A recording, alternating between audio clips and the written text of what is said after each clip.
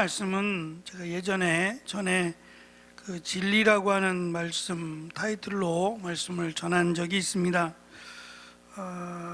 기억하시면서 오늘은 최근에 이제 나온 책이긴 한데요. 이 책에서 소개하는 내용을 제가 정리를 하면서 조금 수정을 해야 될 부분이 있어서 수정하면서 함께 살펴보겠습니다. 8절의 말씀, 오늘 시작하는 말씀에 보면 다니엘은 뜻을 정하여 라고 출발을 합니다. 이 뜻을 정한다 라고 하는 것이 지금 다니엘에게 주어진 왕 앞에 가기 전 마지막 관문이기도 해요. 그러니까 다니엘에게 허락된 기간이 얼마인지 모르겠습니다만 여러 가지 학문, 그리고 접해보지 못했던 주술, 미술, 마술, 미신 이런 것들, 또는 점성술, 온갖 우리가 볼 땐 잡다한 건데요. 이때 당시에는 굉장히 중요하다 여겼던 것이겠죠. 하나가 아닙니다. 몇 가지의 과정들을 다 배워야 되는 거예요. 그러니까 자기 나름대로는 자기들이 말할 때 이 갈대아의 학문이라고 자랑하는 겁니다. 자기들의 학문을 자랑하는 거예요. 갈대아의 학문이라고 자랑할 만한. 근데 실제로 바벨론의 역사가 그렇게 되나요? 역사로 따지면 이스라엘 역사가 더 깊죠. 그렇지 않겠어요? 바벨론이 물론 과거에도 있었지만 그 과거부터 계속해서 바벨론이 그 역사를 모아왔겠냔 말이에요. 자기 역사가 아니라 어쩌면 앞에 있던 아수르의 역사를 자기들이 수정해서 마치 자기 것인 양 보완을 했다든지 했겠죠. 새롭게 추가하는 게 얼마나 되겠어요. 그럼에도 이 제국이라고 하는, 나라가 크다라고 하는 것은 사실 정당성을 부여할 만해요. 크다는 건 이유가 있기 때문이죠. 하지만 그것이 옳은 건 아니에요. 그렇죠? 실제적인 가장 중요한 것들을 놓치면 가장 어리석음에 빠지게 돼요. 그러니까 솔로몬이 참 지혜로운 사람으로 소개가 되잖아요. 지혜롭다라는 것은 한 가지만이 아닌 여러 가지 면에서 두각을 나타냅니다. 우리가 함께 다룬 것처럼 토목이면 토목, 또 나무에 관한 거면 나무에 관한 거, 식물이면 식물, 이만한 사람이 없을 정도로 참 질투가 날 정도로 대단한 사람이에요. 외국 다른 나라에서조차 와서 좀 감탄하고, 야, 정말 이런 사람이 우리의 왕이었으면 하면서 이스라엘 백성들이 얼마나 좋겠는가라고 감탄할 만큼 참 지혜로운 사람이에요. 근데 그 지혜가 사실은 솔로몬의 발목을 잡아요. 하나님이 말씀하신 지혜는 간단해요.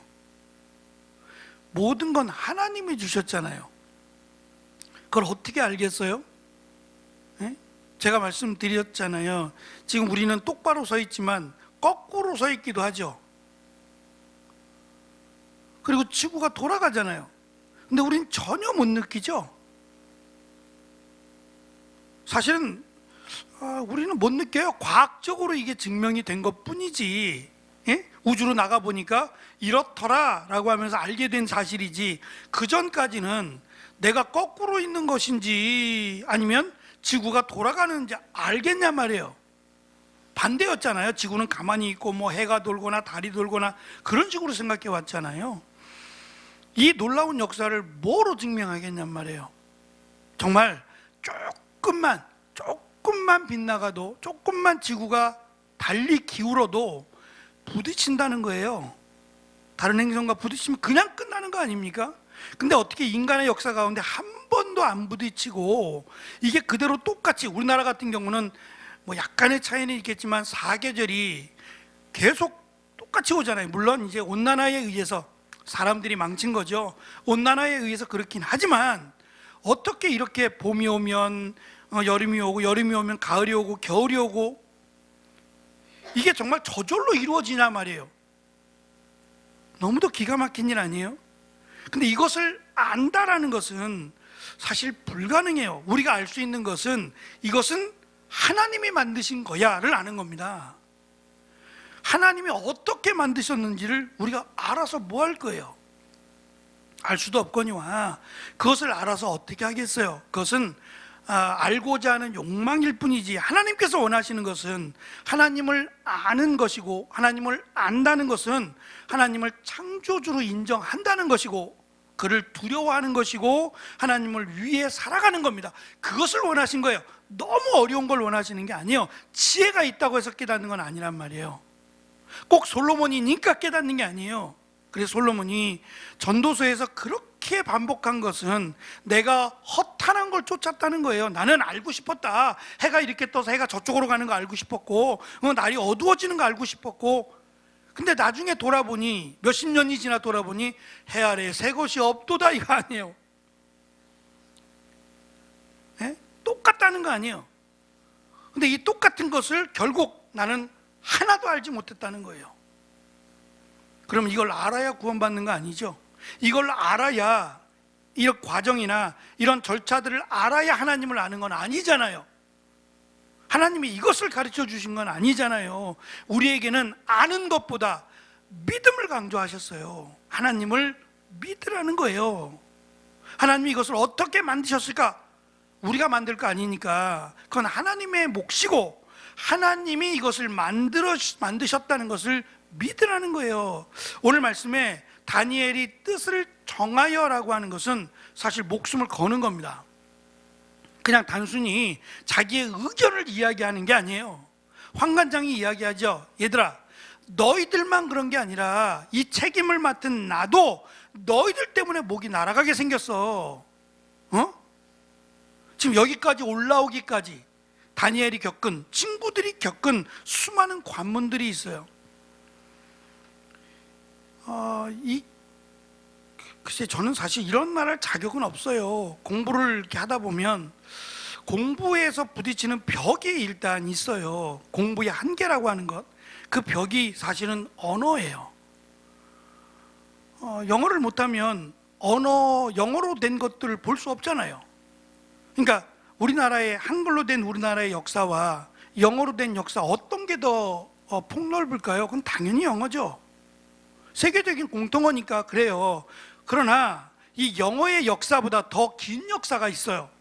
뭐 라틴어라든지 아니면 성경에 기록된 고대 헬라어나 그 이전 고대 히브리어나, 아니 그 이전에 아카드어라는 언어들이 있어요. 이게 쐐기 문자 같은 거, 꼭 토끼가 긁어놓은 것 같은, 이것도 문자래요. 상형 문자 훨씬 이전이에요.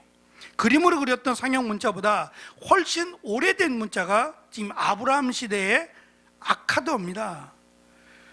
근데 내가 그때의 문화를 알고 싶다, 그러면 그걸 알아야지 알 거 아니에요. 그걸 어떻게 이해하겠냐 말이에요. 그러니까 뭐 수십 년 동안 한 문장을 깨닫는다 할지라도 그것이 다음 사람에게 귀한 자료가 되겠죠. 그러니까 지금 이 다니엘과 세 친구들은 얼마나 많은 언어를 배웠을까요? 얼마나 많은 학문을 배웠을까요? 그리고 깨달은 바가, 그리고 결정한 것이 난 이것을 먹지 않겠다는 거예요. 애들 떼쓰는 것도 아니고, 이건 내가 먹기 싫어, 나는 당근은 싫거든, 난 이거 싫어, 그러면서 떼쓰는 게 아니잖아요. 그럴 입장이 아니에요. 이제 왕 앞에 가기 마지막 자기를 단장하는 거예요. 왕은 좀 이렇게 그동안 공부하느라고 힘들었으니까, 배우느라고 힘들었으니까 영양 보충도 하고 옷도 잘 차려입고 이제 왕 앞에 서기만 하면 돼요. 이거는 관문도 아니에요. 그냥 왕이 그동안 수고했다고 배려해 준 왕의 진미였어요. 근데 이것 앞에서 뜻을 정했대요. 그 뜻은 먹지 않겠다는 뜻이란 말이에요. 말씀드린 목숨을 거는 겁니다. 여기에 대해서 네 가지 의견이 있어요. 일단 8절에 뭐라고 기록하냐면, 왕의 음식 또 왕이 준 포도주를 먹지 않겠다. 이유는 더럽히지 아니하리라, 자기를 더럽히지 아니하도록 이라고 번역된 더럽히다라고 하는 단어예요. 더럽히다라고 하는 것은 뭐 더러운 음식이라고 설명할 수 있겠죠. 더럽다는 것은 음식이 상했거나 아니면 지저분하거나 이럴 때 사용하는 말이란 말이에요. 그러면 왕이 주는 건데 지저분하거나 문제가 있는 건 아닐 거 아니에요. 그러면 지금 다니엘과 세 친구들이 뜻을 정해서 더러우니까 안 먹어 라고 하는 더럽다는 말이 무슨 의미일까? 네 가지 의견입니다. 첫째, 바벨론 왕의 음식이 유대의 율법에 근거한 부정한 음식, 예를 들면 돼지라든지 뭐 독수리라든지 이런 것들을 먹게 했다면 유대인들은 먹어서는 안 되는 거였죠. 이제 그렇게 이해하는 겁니다. 하지만 돼지만 줬겠는가, 돼지고기만 주었겠는가? 그렇지 않을 수도 있죠. 물론 음식을 만드는 과정에 있어서도 피채 먹지 말라라고 하셨으니까 피를 뺀 후에 만든 것인지 아니면 피와 함께 만든 것인지, 또 그것 때문에 지금 부정한 음식이니까 난 먹지 않아 라고 했을 가능성인데요. 포도주는 또 다르죠. 고기류의 음식은 그렇다고 치고 포도주까지 안 먹지 않겠다는 것은, 포도주는 부정한 음식은 아니잖아요. 이제 만드는 방법이 그들이 생각하는 다른 방법을 썼다면 혹시 모를까, 그래서 부정하다라고 하는 의미는 조금 납득하기 어렵다라는 거고요. 두 번째, 바벨론 왕의 음식이 우상에게 바쳐졌던 것이거나 혹은 이방 사제에게 축복을 받았던 것이기에 다니엘과 친구들이 먹지 않았다는 주장입니다. 이것은 저도 주장했어요. 근데 여기에는 그들은 채소는 먹었는데, 채소를 먹겠다고 했으니까 채소가 우상에게 바쳐지지 않았다는 뚜렷한 증거도 없고, 왕이 하사한 음식이 우상에게 바쳐졌다는 명백한 증거도 찾을 수 없다. 이 글을 쓴 사람이 누구냐면 저랑 같이 공부한 사람이에요. 저랑 같이 공부했고, 저랑 같은 이 양반은 이제 요한복음으로 박사학위를 받았어요. 지금 부산에 있는 고신대에서 교수는 아니고 강사로 강의를 하고 있고, 이 친구는 저보다 나이가 어리죠. 저보다 나이가 어릴 수밖에 없어요. 제가 7년을 늦게 시작을 했으니까 저보다 액면으로 보면 저보다 나이가 더 들어 보일 수도 있어요. 제가 염색만 좀 하면 나름 그래도 좀 젊어 보이는데, 그 친구는 액면이 좀 나이가 있어 보였어요. 어쨌든 굉장히 열심히 하는 친구인데, 이 친구가 이렇게 적었어요. 근데 물론 틀린 건 아닐 수 있는데, 이 당시 고대 근동에서 제물로 바칠 때에는, 우상의 제물로 바치는 것은 채소가 없어요. 기름지고 피가 있는 것들을 주로 바쳤단 말이에요. 그러니까 물론 특별한 채소 같은 경우는 있어요. 예를 들면 우리가 창세기 하면서 레아와 라헬 사이에 레아의 아들이 구해준 게 있었죠. 합한채라고. 꼭 인삼같이 생겼어요. 제가 그림도 드린 적이 있는데, 이게 그 교수대에서 사형수들이 흘린 피를 먹고 자란다고 여겨진, 그래서 이게 뭐 정력에 좋다 그래가지고 그런 종류의 마약 비슷한 종류의 식물이에요. 그 뿌리를 뭐 어떻게 해서 먹는다 그러는데요. 이 합한채를 레아가 주면서 거래하잖아요. 그죠? 거래해서 라헬에게 합한채를 줄 테니까 남편을 나에게 보내라고 하는 내용이 나오죠. 그러니까 이런 것들, 특별하게 어떤 것들은 또 제물로 바칠 수 있겠지만, 실제로 채소들이라고 소개되는, 그러니까 비만 오면 자라고 있는 풀 종류의 것들이요, 풀 종류의 야채들은 제물로 바치지 않았어요. 그러니까 저는 두 번째도 이유에 속한다라고 생각이 됩니다. 제가 원고에는 썼습니다만 나중에 그 책으로 나갈 때에는 이 부분은 수정을 할 겁니다. 두 번째, 우상에게 바쳤기 때문에 라고 하는 것은 설득력이 있어요. 이것은 충분히 그럴 가능성이 높다라는 거고, 세 번째, 이건 제가 말씀을 드린 적이 있어요. 건강을 위해서, 다이어트 하기 위해서 야채를 먹었다, 채소를 먹었다라는 하는 문제예요. 그거는 여기서 그 말을 하고자 하는 건 아니죠. 뭐 식이요법을 하거나 그런 이야기는 아니에요. 왕은 그들에게 살을 찌우길 원했고, 좀 윤택한 채로 왕 앞에 나아가기를, 그러니까 좋은 걸 줬죠. 그러니까 세 번째는 해당되지 않는다. 마지막 네 번째인데, 다니엘과 친구들이 왕의 음식을 거부한 것은 그들의 건강, 지혜, 학식, 그러니까 상위 몇 %만 지금 뽑은 거잖아요. 똑똑하다 여겨지는 자. 이 느부갓네살이 대단한 것은, 솔로몬도 그랬지만 느부갓네살이 대단한 것은 지연, 학연 이런 걸 파괴했어요. 그건 정말 대단한 것 같아요. 어디 학교 출신이냐, 어느 지역 출신이냐, 누구 아들이냐, 이런 것들을 다 무시했어요. 그냥 오로지 실력으로만 평가를 했어요. 그래서 다니엘과 세 친구들이, 노예였잖아요. 노예로 잡혀갔지만 다니엘과 세 친구들이 두각을 나타냈고 그들이 선정될 수 있었던 겁니다. 하지만 느부갓네살 왕은 마치 자신이 준 음식, 자신이 배려한 이런 것들이 이들을 만들었다라고 생각을 할 거란 말이에요. 다니엘과 세 친구들이 정한 것은 아니다. 당신들이 나를 이렇게 만든 게 아니라 하나님이 나를 만드셨다. 나는 당신이 주지 않은 채소를 먹고도, 야채를 먹고도 하나님이 주신 다른 사람보다 더 월등히 뛰어난 건강을 비롯한 지식이나 지혜가 있다라고 하는 것을 자랑하기 위해서 오히려 왕이 주는 음식을 먹지 않았다라고 하는 해석입니다. 두 번째 주장과 네 번째 주장은 타당해 보여요. 이 두 가지 이유로 다니엘이 뜻을 정했다라고 보여집니다. 이때 다니엘과 세 친구들의 나이는 10대입니다. 아직 결혼할 나이는 아닌 것 같아요. 결혼에 대한 얘기가 전혀 없죠. 그러니까 결혼할 나이는 분명히 되지 않았고요. 10대 소년들의 이러한 결단은 그냥 나이가 어려서 얘들이 뭘 알아? 라고 하기에는, 왜냐하면 여기까지 온 것도 사실은 요즘 같으면 플래카드 하나 걸어야 돼요. 우리 마을에서 용났어요. 우리 마을에서 누가 어디 학교에 들어갔어요라고. 옛날 같으면 그랬잖아요. 옛날, 지금도 그러겠지만 시골에 가면 어느 집 몇째 아들이 어디 갔어요, 시험에 합격했대요, 이런 거 막 걸고 온 동네가 막 잔치를 벌이잖아요. 그럴만 했다는 거예요. 지금 상위 1% 안에 들어간 이것만 해도 대단해요. 무시할 수 없는 겁니다. 이들의 실력이나 지혜를 결코 무시할 수 없어요. 테스트를 얼마나 거쳤을까요?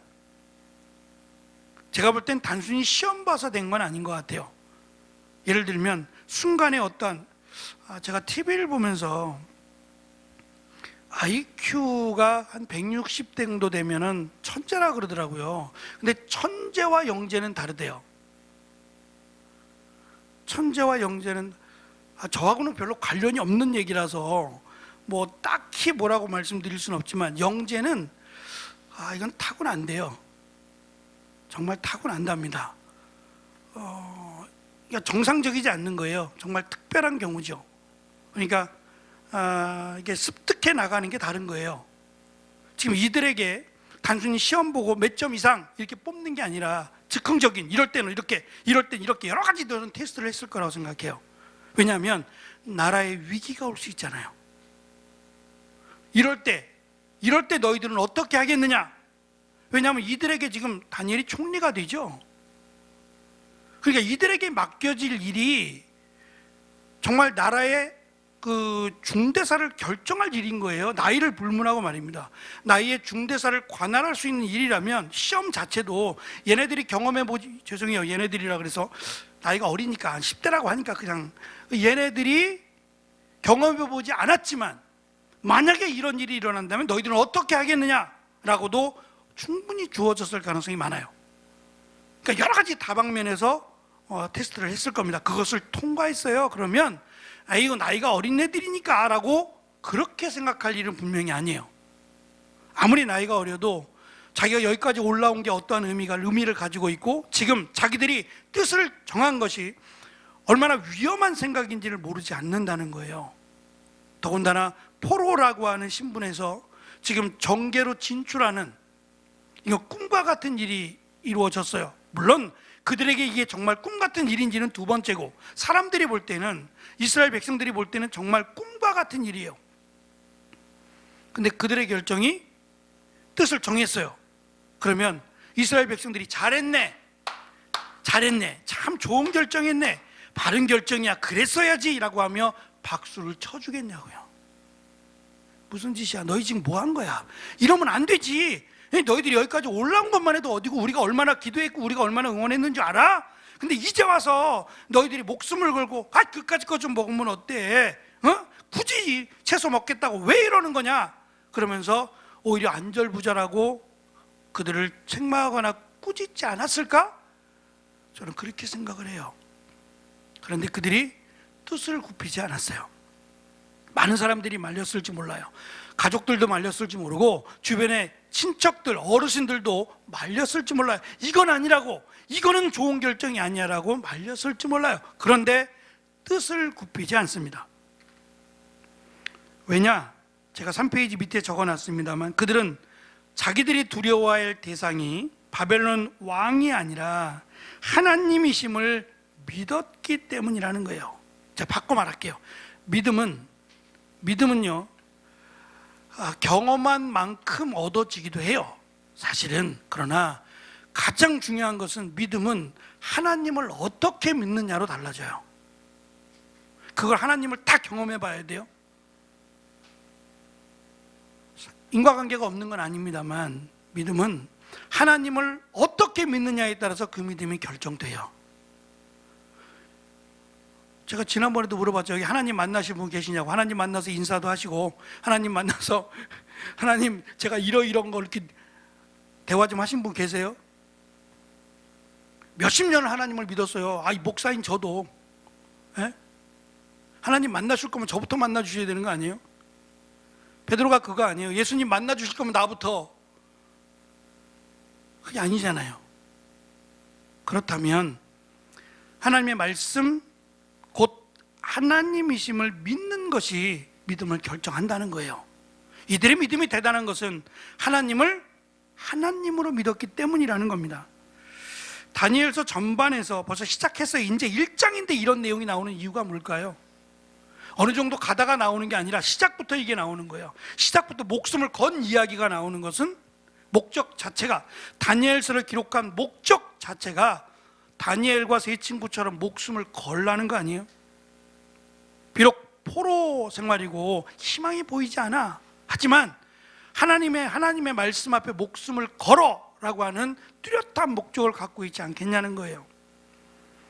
계속되는 내용을 보시면 다니엘의 세 친구인 하나냐, 미사엘, 아시아라는 왕의 신상에 절하지 않으면 풀무불에 떨어질 거라는 경고에도 두려워하지 않았어요. 3장입니다. 기도하면 사자굴에 떨어질 것이라는 위협을 받은 다니엘은 주저하지 않고 기도해요. 그러니까 이러한 목숨을 건 이들의 모습이 지금 이들이기 때문이기도 하지만 이들처럼 되기를 원하기도 한다는 것을 우리는 이해할 수 있어요. 다니엘의 말을 들은 환관장은 두려워합니다. 말씀드린 것처럼 너희 때문에 내가 죽는다는 것 때문에 두려워했어요.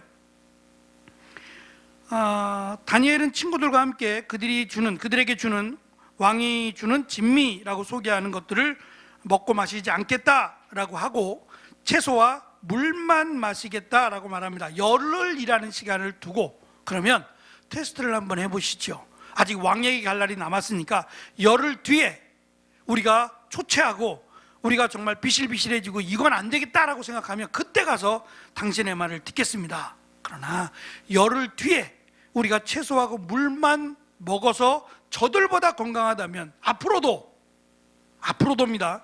앞으로도 계속해서 이 채소와 물을 먹겠습니다. 잘 기억하셔야 돼요. 왕 앞에 나간 뒤에도 왕이 주는 더러운 것을 먹지 않겠다는 거예요.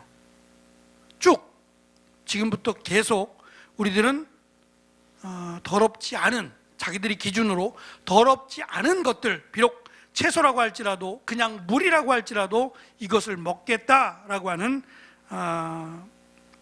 단호함과 확신을 가집니다. 어떻게 가능할까? 어떻게 이런 믿음이 10대에 어떻게 이런 믿음이 가능할까? 한번 생각을 해봤어요. 그리고 우리가 잘 아는 그리 아니하실지라도, 그 말이 3장 18절입니다. 개역개정 성경은 그냥 놔두지, 그렇게 하지 아니하실지라도 라고 돼 있더라고요.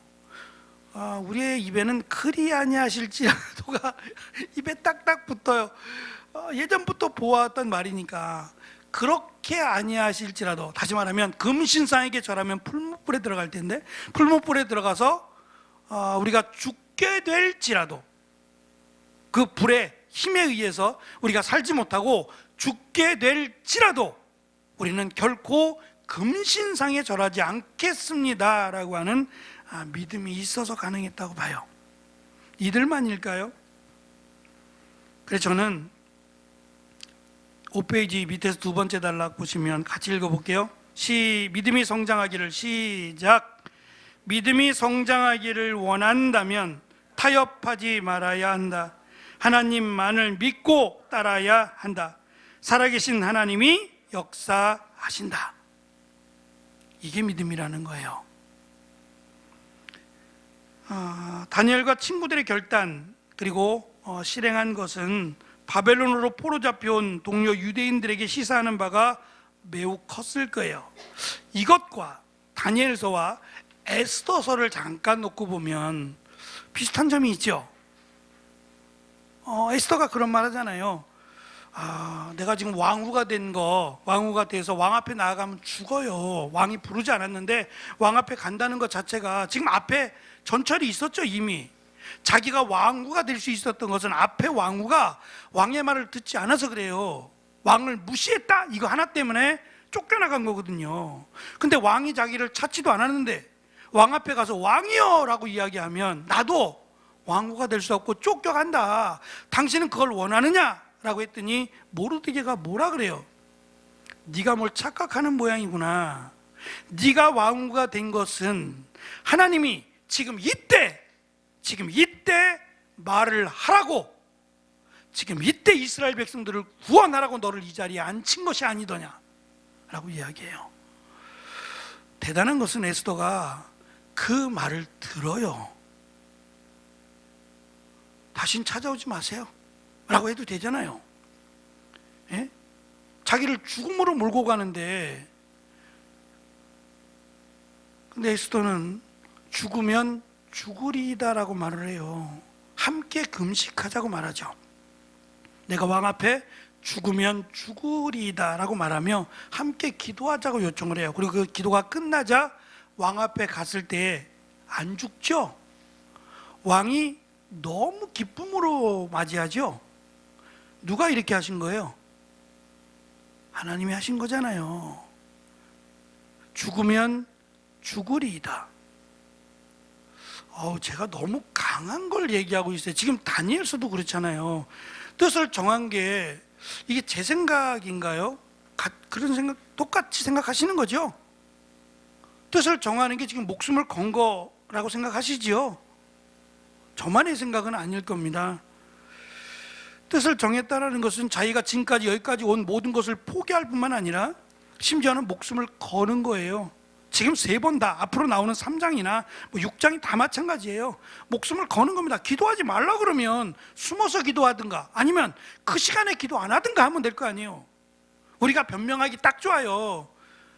그냥 영상으로 예배 드리면 그것도 예배 아닙니까? 이렇게 말하면 된단 말이에요. 저는 그렇게 말하고 싶어요. 최선을 택하라고.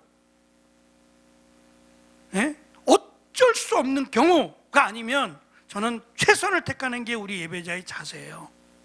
차선을 택하는 게 아니라, 차선을 생각하고 예배를 드리는 게 아니라 최선을 생각하고 예배를 드려야 그 예배를 하나님 받으시지 않을까요? 방법은 여러 가지 있어요. 근데 우리가 드리는 예배는 최선의 예배가, 가장 좋은 예배를 드려야 하나님이 기뻐하시지 않겠어요? 하나님께서 우리에게 원하시는 것은 그거일 거라는 생각이 들어요. 목숨을 바쳐야 되는 상황 속에서 다니엘과 이 나이 어린 소년들의 이 목숨을 거는 결단들, 그냥 노예가 거는 목숨이 아니라 앞으로 총리가 돼야 될 사람들이 거는 목숨이에요. 이들의 이 결단 앞에서 많은 사람들이 무슨 생각했을까요? 대단하다, 이들의 믿음이 정말 대단하다, 나도 본받아야지, 그런 사람도 없지 않아 있겠지만 대부분은 이건 아니지 라고 오히려 안타까워하지 않았겠느냐는 거예요. 하나님이 이들을 통해서 분명히 하나님을 믿고 따르는, 하나님을 두려워하는 자들을 하나님이 도우신다, 인도하신다라는 것을 생생하게, 한 번도 아니라 몇 대가 걸쳐서 왕이 바뀌고 하는 그 순간까지도 하나님이 도우시는 것이, 다니엘이 뭐 대단해서 그거 아니에요.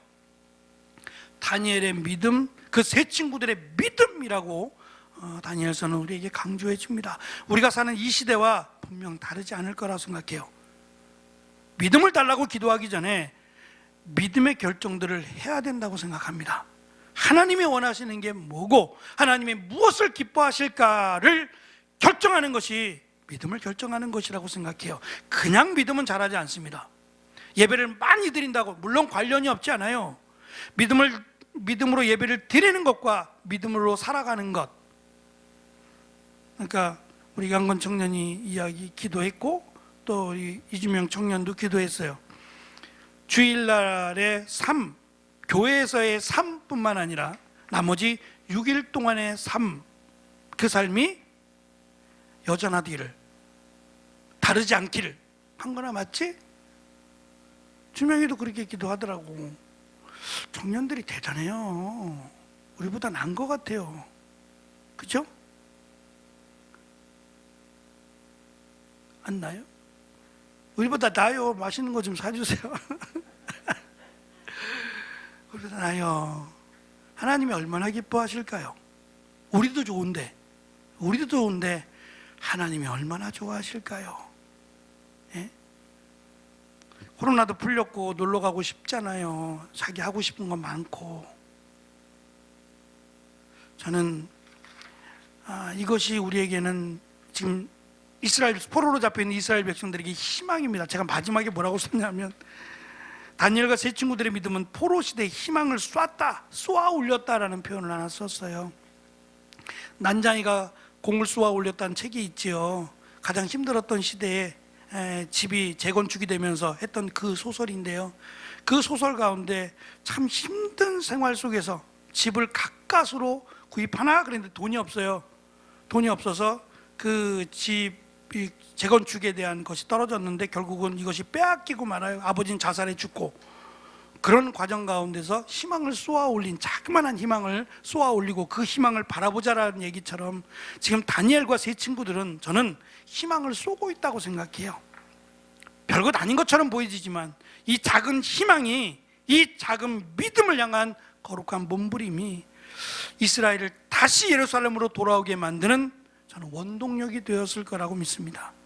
많은 사람이 아니라 이 네 사람, 다니엘과 세 친구라고 소개되는 이 작은, 잘 보이지도 않을 소년들의 믿음이 이스라엘의 구심점이 되었다는 사실을 기억하고 많은 사람이 아니라 하나님을 찾는 그 사람을 하나님이 원하신다, 바로 나를 원하신다라는 것을 다시 한번 우리가 기억하는 귀한 시간이었으면 좋겠습니다.